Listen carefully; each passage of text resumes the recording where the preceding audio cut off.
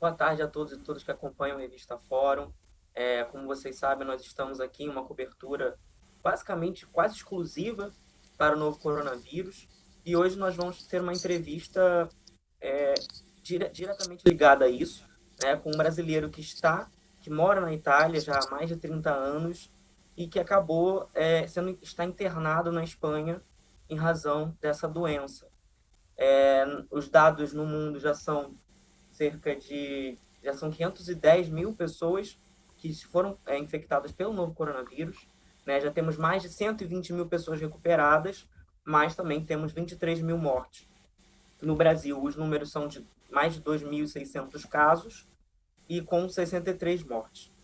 A Espanha, onde o nosso convidado Jacques Delgado, o psicólogo, ele está, já são 56 mil casos, né? E na Itália já são 80 mil casos. A Itália está quase ultrapassando a China no número de casos. As autoridades italianas acreditam que o pico já está descendo, mas, enfim, é uma doença que alarma o mundo todo, infecta o mundo todo, e não é só idosos, não é só pessoas com imunidade baixa, e é isso também que o nosso convidado hoje vai contar um pouco de como está sendo esse tratamento. Então, eu queria perguntar, Jacques, como é que está sendo isso? Você era do grupo de risco, alguma coisa assim, que possa, digamos, que não pegou uma gripezinha? Então, Lucas, eu tenho 58 anos. Eu não fumo, eu não uso drogas. De vez em quando eu tomo um copinho de vinho. Isso é o meu grande vício. Mas eu todo dia caminho a pé alguns quilômetros e eu subo escadas, mais ou menos uns 8 andares de escada todos os dias, né? Então eu tenho uma atividade, eu sou psicólogo, tenho uma atividade que assim é mais sedentária, com certeza, mas eu tento compensar me movendo muito. Então a única patologia, digamos, que eu tenho é a pressão um pouquinho alta, mas um pouquinho mesmo. Então eu tomo uma pastilhinha de 5 miligramas e já está. Não tem nenhum tipo de necessidade, né? Então eu não acho que eu sou nem perto de grupo de risco. E você não estava na Itália quando começou a sentir os primeiros sintomas, né? Como é que foi esses sintomas? Você chegou, inclusive, a desmaiar, não foi isso? Foi muito estranho, porque assim, eu saí de casa da Itália no dia 27 de fevereiro. A Itália ainda estava aberta, né? E aí eu fui para as Canárias para dar um curso. Eu dei o curso de 3 dias, um curso ligado à psicologia, e estava ótimo, comi bem, passei super bem. Quando acabou o curso, eu descansei um dia e fui para Roterdã, para um outro curso. Em Roterdã, o clima já era um pouquinho mais diferente, e eu passaram uns 3, 4 dias, aí eu comecei a sentir um pouquinho de febre, um pouquinho a mais de cansaço, sem muita explicação. E aí eu falei, bom, não me acontece nunca isso, nunca, jamais pensei nem em corona. E aí domingo, que era dia 8, eu fui para a Espanha, voltei aqui para Barcelona, porque eu tinha que dar um curso em Barcelona. E aí cheguei em Barcelona com um pouquinho de febre, mas também tranquilo, né? Um cansaço um pouco somado. E aí quando foi na terça-feira, eu comecei a ter muita fraqueza, comecei a ter diarreia e cheguei inclusive a desmaiar. E aí me assustei um pouco, mas continuava minimamente assim no meu pensamento, corona não existia isso.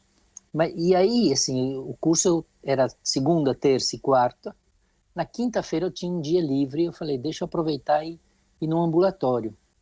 E aí eu fui nesse ambulatório, e quando eu cheguei lá, imediatamente eles fizeram o teste, acho que em 15 minutos eles fizeram o teste, e já me colocaram como isolado já. E, e aí me levaram para o hospital, né? Me trouxeram para esse hospital que chama Clinique, que é um dos hospitais mais importantes de toda a Espanha. É o hospital, inclusive, no qual o rei, quando tem alguma precisão, ele vem. É um hospital público, mas é um hospital no qual o rei vem fazer o que ele precisa, os tratamentos, tudo isso, né? E aí eu cheguei no hospital e eles já me deixaram em isolamento. E aí, assim, em muito pouco tempo, isso eu estou falando do dia 12, que era uma quinta-feira, eu comecei a piorar muito, muito rapidamente. A ponto de domingo, dia 15, eu estava, o médico até falou comigo isso, que eu estava praticamente pedindo para ele me colocar para dormir de qualquer jeito, porque eu não tinha nenhuma condição de respirar, não aguentava o esforço para respirar. E aí eles me colocaram, me adormentaram, me colocaram nesse ventilador, nessa máquina para respiração, né, artificial. E eu fiquei 5 dias nessa máquina. 5 dias fora do mundo, respirando através de uma máquina, entubado, né? Isso foi a primeira parte, assim, do tratamento. E você ainda está nessa máquina, Então, não? não, essa máquina foram 5 dias, aí depois eles começaram a me acordar um pouquinho de cada vez, e, e aí eu passei usando outros respiradores, não mais esse que era muito agressivo, né? Então, depois eu tive um oxigênio que era na boca, depois um oxigênio no nariz, mas já muito melhores em relação àquela máquina que eu realmente era sem consciência nenhuma, com um tubo que descia até a traqueia, e era o único jeito de eu respirar. Então, assim, quando eles fizeram isso, foi dia 15, eu fiquei de 15 até 22, 23, de 15 a 23 em terapia intensiva. A famosa gripezinha, né? São de 15 a 23 em terapia intensiva. Então, eu estou falando isso até, não sei se eu posso dizer aqui, Lucas, porque eu, por curiosidade, vi que teve um pronunciamento do excelentíssimo senhor presidente da República. É assim que a gente deveria chamar, né? E eu fiquei completamente chocado com as palavras que eu ouvi, né? Porque ele dizia que, como ele era um ex-atleta, né? Isso ia ser no máximo uma gripezinha, um resfriadozinho. Então, assim, eu não sou um ex-atleta. Gostava muito de correr, eu corria às vezes até 20 quilômetros, mas eu também nunca coloquei bomba em lugar nenhum. E eu sou uma pessoa que ama a democracia, né? Nunca pensei de colocar bomba em lugar nenhum. Então, assim, temos muitas diferenças, com certeza. Mas ouvir o modo com o qual ele falou de uma patologia tão séria, tão grave. Você falou dos dados, de alguns dados aí da Itália. Eu não sei se você já controlou isso, Lucas, mas a Espanha passou o número de mortos da China, já ontem. A Espanha já tem mais mortos do que a China, né? Então, Aqui, assim, segundo o Centro de Estudos do Coronavírus, são 3.200 mortos na China e na Espanha já são 4.145. exatamente, exatamente. Ontem eram 3.434. Então, ontem tinha acabado de superar, né? Então, assim, eu cheguei no hospital, inclusive isso para dizer assim para você, quando eu decidi, faz 2 dias eu saí da terapia intensiva e estou aqui num quarto relativamente normal. Ele tem um nível de isolamento ainda, né? Então, assim, ele é normal, mas toda vez que entram aqui, as pessoas entram super cobertas com um, um tipo de óculos particular, uma máscara, uma outra máscara em cima, um par de luvas, um outro par de luvas em cima, e 2 batas. E quando eles saem, eles tiram praticamente toda essa roupa e jogam toda essa roupa no lixo. Eles chegam a Toda usar o vez isso. macacão aí? Chegam a usar aquele Eles entram com macacão? macacão, jogam fora um macacão, ficam com um só. Então, quando eles saem só com um par de luvas, mas jogam fora praticamente tudo. É uma coisa, eu vi assim mais de 1000 vezes repetir esse gesto, né? Então, é uma coisa muito séria. o que eu queria dizer para você é que eu fui o primeiro nesse hospital a ser colocado no ventilador, a ser entubado por essa patologia, e o primeiro a acordar. Então, eles estavam super felizes quando eles me baixaram aqui de reparto, né? Como a gente diz, repartição de andar, né? De setor de hospital, porque era para eles uma festa, porque eu fui o primeiro que consegui Legal. isso. Né? Muito para tem mim. mais casos aí também, pessoas que conseguiram Olha, se recuperar? eu imagino que sim. Quando eu desci, Lucas, para ser sincero, aí eu já fico mais longe desse tipo de informação, de controle. Mas fizeram uma festa para mim, assim, e eu senti, e realmente foi uma coisa muito, muito bonita de ver. Né? Então eu estou assustado, porque, por exemplo, a Itália, que é onde eu vivo, já se está num regime de quarentena obrigatória, não só aonde aconteceram os casos principais, mas toda a Itália. Né? A Espanha, se você olha imagens, não tem ninguém circulando em lugar nenhum. Né?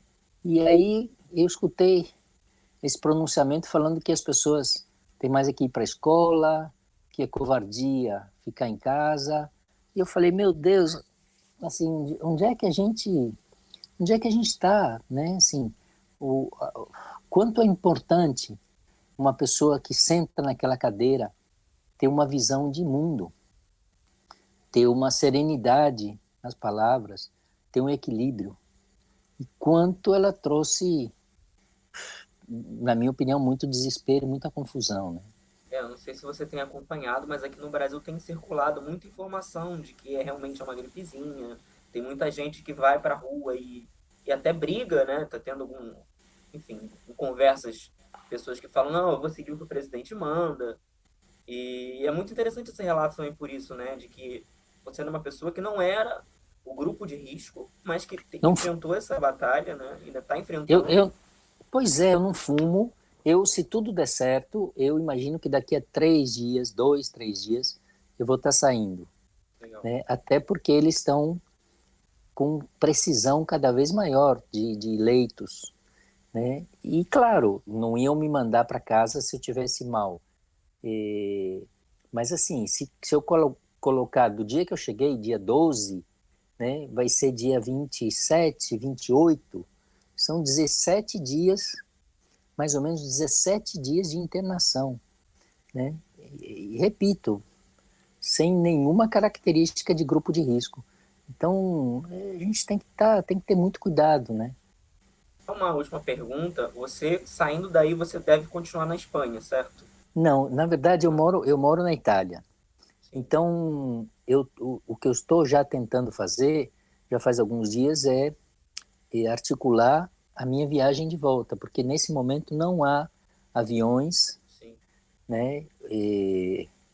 Por exemplo, uma hipótese seria um avião militar, mas isso, nesse momento, os aviões militares estão sendo usados para buscar equipamentos e materiais e tal. Então, provavelmente, olha só o que acontece.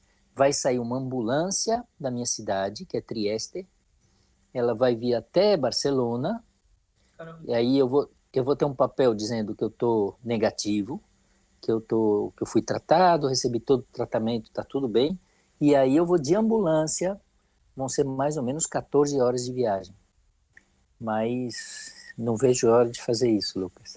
E só mais uma pergunta. Você tem acompanhado como é que está a situação na Espanha, na Itália? Como é que está se lidando com isso? Olha, por exemplo, na Itália, você pergunta mais do ponto de vista das autoridades, do povo, como é que É, qual é um o seu pouco dos interesse? dois, um pouco dos dois. Olha, a Itália, ela infelizmente, por exemplo, na região que aconteceram que aconteceu a maioria dos casos, que é a Lombardia, é uma região muito rica, Sim. mas é uma região que foi administrada por um poder aí de direita durante 6 governos seguidos. E uma coisa que eles fizeram, né, eles desmontaram a saúde pública. E todo o dinheiro eles aplicaram na saúde privada. inclusive com escândalos enormes, com desvios de dinheiros e tal.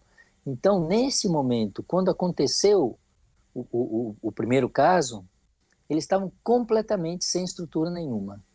E aí uma coisa que era um caso passou para 20, 200, 2.000 e virou uma coisa absurda. Isso foi a situação da Lombardia, principalmente, né? Um pouco aconteceu no Vêneto, mas o grande drama é a Lombardia mesmo. Algumas regiões da Itália, o problema já é outro. Por exemplo, muitos lugares não há nem os kits para fazer o teste. Então, seria necessário mais ou menos 40 mil testes por dia. E eles têm mais ou menos entre 10 e 15 mil. Então, imagina todos os dias um déficit de mais ou menos 25 mil, que eles não são testados. Só para dar um exemplo para você, a minha filha, ela esteve comigo na Holanda. Então, assim, ela voltou para casa e disse, olha, meu pai está internado com corona, eu tive com ele faz menos de uma semana. Aí eles falaram, tudo bem, fique em casa. Não, mas por favor, me faça o teste. Não, mas fique em casa. Mas olha, eu estou com tosse, estou com febre, Sim, mas fique em casa. E não fizeram o teste. Né? Então, assim, a situação está toda muito mal, o planejamento está muito deficiente. Isso é o que está acontecendo na Itália. Hoje mesmo, uma senhora, ela positiva, ela pegou 2 aviões para voltar para casa, na Itália. Mas aí, finalmente, ela foi denunciada às autoridades, né? Porque ela positiva, ela pegou um avião público, normal, depois pegou um segundo avião. Então, houve muitos erros e ainda não se há muita clareza do que vai acontecer. Isso na Itália. A Espanha, por incrível que pareça, eu acho que a situação foi ainda mais dramática, porque Madrid está uma situação calamitosa. O número de mortos, o número de casos, o número de pessoas contaminadas é enorme. E eles teriam, teoricamente, pelo menos uma semana ou 10 dias a mais antes da Espanha para se organizar um pouco. E não fizeram absolutamente nada. Por exemplo, uma coisa que chama muita atenção é o número de profissionais da saúde contagiados, né? Aqui na Espanha. É um número muito alto. Na Itália é um número alto também, mas aqui na Espanha é maior ainda. Então, assim, isso assusta muito, né? Porque são essas as pessoas que teriam que, de alguma forma, transmitir segurança e toda clareza e capacidade de ajudar a curar as pessoas. E se eles estão se contagiando, tem alguma coisa que está funcionando muito mal no sistema. Bom, Jacques, muito obrigado pela entrevista. Desejo uma pronta recuperação para você que consiga voltar para a Espanha, para a Itália em breve. E muito obrigado pela entrevista, muito obrigado pelo tempo disponibilizado. Eu que agradeço vocês, para mim foi um prazer falar com vocês. Continuem fazendo esse trabalho ótimo que vocês fazem. Um grande abraço.